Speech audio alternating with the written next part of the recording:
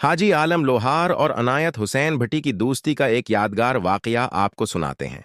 ये वो जमाना था जब पंजाब की मौसीकी अपने उरूज पर थी। एक तरफ हाजी आलम लोहार अपनी ताकतूर आवाज, अपनी झमर और अपने चमटे की थाप से दिलों पर हुकूमत कर रहे थे, तो दूसरी तरफ अनायत हुसैन भट्टी अपनी मीठी और दर्द भरी आवाज से लोगों के दिलों को छू रहे थे। दोनों अपने अपने मैदान के बादशाह थे, मगर उनके दिलों में एक दूसरे के लिए बेपनाह इज्जत और मोहब्बत थी। कहानी उस दिन की है जब लाहौर रेडियो पर एक खास प्रोग्राम रिकॉर्ड होना था। पूरे स्टूडियो में जोश व खरोश था। हाजी आलम लोहार हस्बे मामूल अपने चमटे के साथ पहुंचे। उनकी आंखों में रोशनी, चेहरे पर मुस्कुराहट और दिल में अपने फन के लिए बेमिसाल जुनून था। दूसरी तरफ अनायत हुसैन भट्टी साहब माइक के सामने बैठे अपनी धन को तरतीब दे रहे थे। उनके अंदाज में सुकून था, मगर दिल में फन के लिए वही इश्क जो लोहार साहब के दिल में था। प्रोग्राम शुरू होने से थोड़ी देर पहले एक अजीब वाकया पेश आया। आलिम लोहार ने जब अपना चमटा उठाया तो उसका एक सरा टूट गया। लम्हों में सारा स्टूडियो खामोश हो गया। सब लोग हैरान थे कि अब क्या किया जाए, क्योंकि चमटा सिर्फ एक साज नहीं था, वो तो आलम लोहार की पहचान था। इसके बगैर उनका गाना अधूरा लगता था। इतने में अनायत हुसैन भट्टी उठे। उन्होंने कुछ नहीं कहा, बस मुस्कुराकर आलिम लोहार के करीब गए, चमटा अपने हाथ में लिया और निहायत मोहब्बत से उसे दरस्त करने लगे।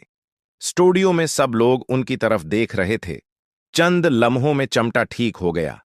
भट्टी साहब ने चमटा लोहार साहब को देते हुए कहा, आलिम लोहार, बगैर चमटे के पंजाब अधूरा लगता है। ये सुनकर आलिम लोहार मुस्कुरा उठे और बोले, और भट्टी साहब, बगैर आवाज के पंजाब सोना लगता है। बस इसी लम्हे स्टूडियो तालियों से गूंज उठा। वहां सिर्फ दो फनकार नहीं थे, बल्कि दो दिल, दो रूहें और दो अजीम इंसान मौजूद थे, जिन्होंने अपने फन से पंजाब को मोहब्बत और इज्जत का नया सबक दिया। उस दिन से उनकी दोस्ती सिर्फ फन तक महदूद न रही, बल्कि दिलों की गहराइयों तक जा पहुंची। उसके बाद जब भी किसी मेले या महफिल में आलम लोहार आते, तो लोग अक्सर कहते, काश आज भट्टी साहब भी होते। और जब अनायत हुसैन भट्टी किसी शो में गाते, तो कई लोग कहते, ये आवाज लोहार के चमटे के साथ होनी चाहिए थी। दोनों एक दूसरे के बगैर नाम को मिल लगते थे। कहा जाता है कि एक बार कसूर के एक बड़े मेले में आलम लोहार परफॉर्म कर रहे थे। लोगों का हुजूम दीवाना हो चुका था। अचानक माइक खराब हो गया। मजमा में शोर मच गया। आलम लोहार ने चमटा नीचे रखा और बोले, आवाज तो भट्टी का हक है, जहां उसकी आवाज नहीं, वहां मेरा चमटा भी खामोश है। चंद लम्हे बाद ऐलान हुआ कि अनायत हुसैन भट्टी भी मेले में पहुंच गए हैं। भट्टी साहब स्टेज पर आए और बोले, पंजाब की धरती खुशकिस्मत है कि उसके बेटे एक दूसरे का मान रखते हैं। फिर दोनों ने उक्ठे गाना शुरू किया। मुजम्मा झूम उठा, लोग रो पड़े, और उस दिन का वो लम्हा आज भी पंजाबी सकाफत की तारीख में सुनहरी अल्फाज में लिखा जाता है। हाजी आलम लोहार कहा करते थे, इनायत हुसैन भट्टी सिर्फ गलोकार नहीं, वो पंजाब के दिल की धड़कन है। और भट्टी साहब कहा करते, आलिम लोहार वो आवाज है जो पंजाब के खीतों, मेलों, दरबारों और गलियों में गूंजती है। इनकी दोस्ती में न हसद था, न मुकाबला, न लालच। ये दोस्ती खुलूस, मोहब्बत और फन की बुनियाद पर खड़ी थी।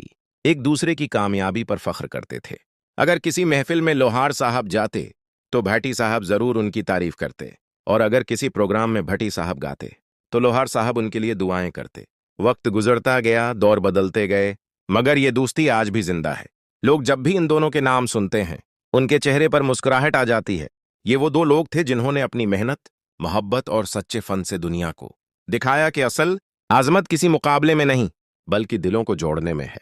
आज भी जब हम हाजी आलम लोहार की झमर सुनते हैं या अनायत हुसैन भट्टी की आवाज सुनते हैं, तो महसूस होता है जैसे उन दोनों की रूहें अब भी पंजाब की फजाओं में गंगना रही हैं।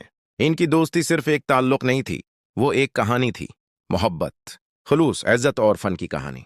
ये थी हाजी आलम लोहार और अनायत हुसैन भट्टी की दोस्ती का एक अनोखा और दिल को छू लेने वाला वाकया, जिसने ये साबित कर दिया कि सच्चा फनकार वो होता है जो दूसरों की कामयाबी पर खुश होता है और अपने फन से सिर्फ शहरत नहीं बल्कि मोहब्बत बांटता है।